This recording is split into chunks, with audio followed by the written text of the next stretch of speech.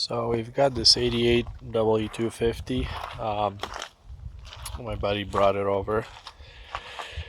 It came off the res here in Arizona. My buddy sold it to this guy that wrecked it right here in the front. And he didn't pay him for it. So my buddy repoed it. And I had to make a key for it to get it off the trailer. It was loaded on the trailer with the wheels cocked to the right and loaded backwards, so the tongue weight was kind of iffy. It's a 88 W250 4-speed. It's hard to see in there yeah, that's very hard to see. What the heck is that reflection? It's a camera on the phone. It's a pretty clean truck other than that ding in the front. The focus on this is very, very bad. There was a lot of clothes and junk in the back, so been doing a bunch of work to it, starting with electrical, and whoever had it before, they added all this extra wiring crap, Dodge, they have a lot of electrical problems to begin with, from the get-go. So I think this is very accurate as far as the mileage goes, because it's a very clean truck. I mean, the headliner is still in good shape. I mean, there's not a whole lot for a headliner in these trucks. It's just a piece of cardboard with some vinyl on it. When I got the truck here, I obviously had no key, so I had no way to unload it off the trailer without getting a key. So thanks to James Haggard, got a key for it now. And it wouldn't start, it wouldn't run, so I've worked with the electrical and pulled out a bunch of it's a non-elite truck, manual windows, manual door locks, and single cab.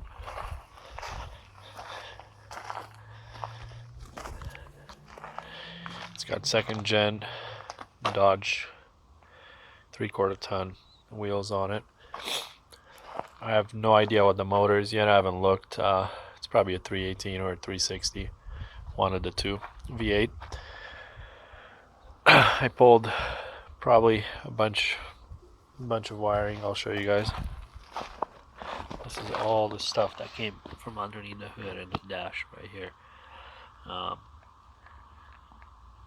All extra crap that made no sense for it to be on the truck. So we've got it to turn over to start. This stupid battery box slash holder was in it. Lord Customs, I don't know who the hell that is or what, but it was in the truck, so I used it. Charged the battery up, fixed the negative cable right here. It's not the greatest job, but it's whatever, just to get it going and get it off the trailer. So the next thing I'm going to do is I'm going to clean this bracket pedal assembly for the parking brake. The original one that was in the truck, it's over here somewhere, and the cable is all shredded. Let's see if we can find that. Oh yeah, here it is. And the copper shut off, which basically tells your ABS and your parking brake light and the message center to be off. It's all rusted in. The springs are all busted on here, the teeth on the gear all messed up, and of course the end of the cable looks like this. So yeah, I wasn't gonna mess with that and try to fix it. So the junkyard had a bunch of them, so I have this one full assembly with good springs and a clean connector. I'm gonna spray paint it, and a good end on it that's a little bit bent, but the bracket underneath was missing too, so I've added the bracket right there, if you can see it right here. And we're gonna run that cable underneath. After this, we've got to work on that wheel right there. I think the wheel cylinder is leaking. I don't know if you can see the tire's kind of shiny. It's either the axle seal or the wheel cylinder is leaking. So I haven't messed with that yet, but we're gonna get to it. The truck starts, runs. Now, then on the interior, I've got to fix the fuse block. And I've got 2 wires that were hooked up to this switch right here that was inside, which led to nothing. So I'm going to fix that hole and then patch these 2 wires, fix this where it needs to go up here and sit on the bracket. This is not the original cover. As you can see, it doesn't match up. I've got a bunch of these, but I don't have one that matches this color of the truck. This is a very oddball truck with this color. I've never seen one where the interior and the dash and everything in it is the same color. So I kind of like this blue, but I don't have a cover that's gonna match that. Plus the so this goes in here like this, and see this little hole right here. Basically your fuse block is supposed to have a little tube that sticks out and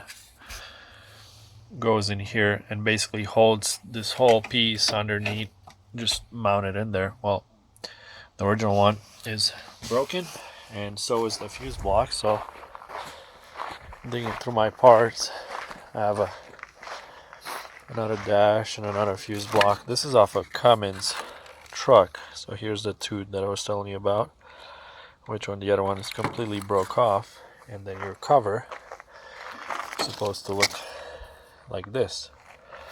So that holds itself in the other way like that and there. So that's gone. We're gonna fix the axle seals. I'm gonna use this Velcro kit, part number 12579. This fits the Dana's 60s, 70s, blah blah blah, all the years pretty much are all the same. So this is the outer seal. I've got a bunch of those that I'm going to use, and I've got a new wheel cylinder for that side and an inner and outer seal. So I'm going to paint the hubs right here, the axle, black. It was missing a nut.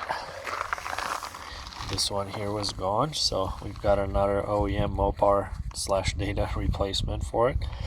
We're gonna clean all this up and make it look good, and I think one of the lug nuts was missing, so yeah, this one here. So I usually leave these out because I'm gonna pull that axle out on both sides anyway. So I cleaned this up today, both of them. We're gonna take them apart,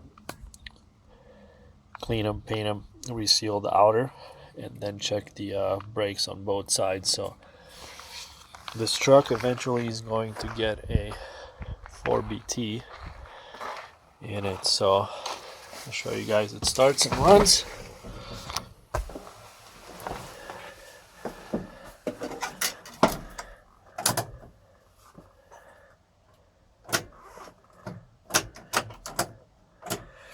Oh, we've got no power.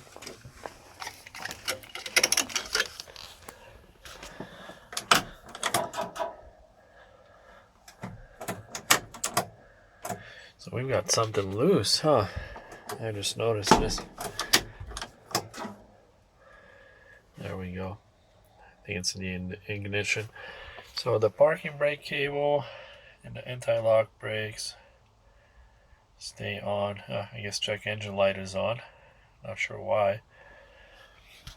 But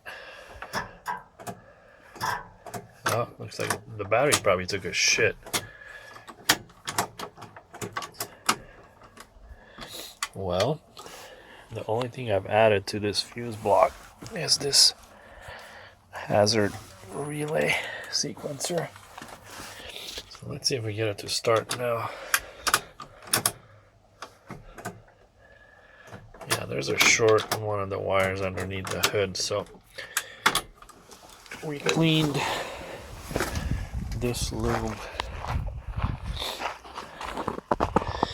This loom is just cleaned, so I wonder if some of these wires here, some of these relays, something's going on. Or this battery just took a dump.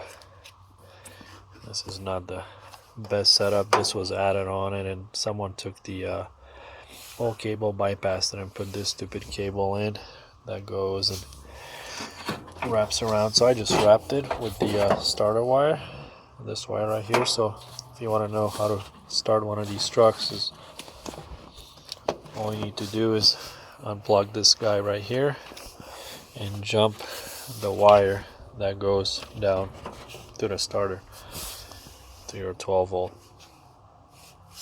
So let's see if she'll start.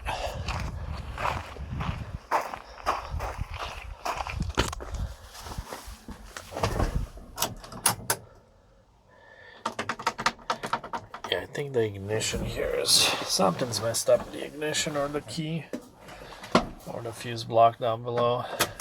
I think we're getting no juice.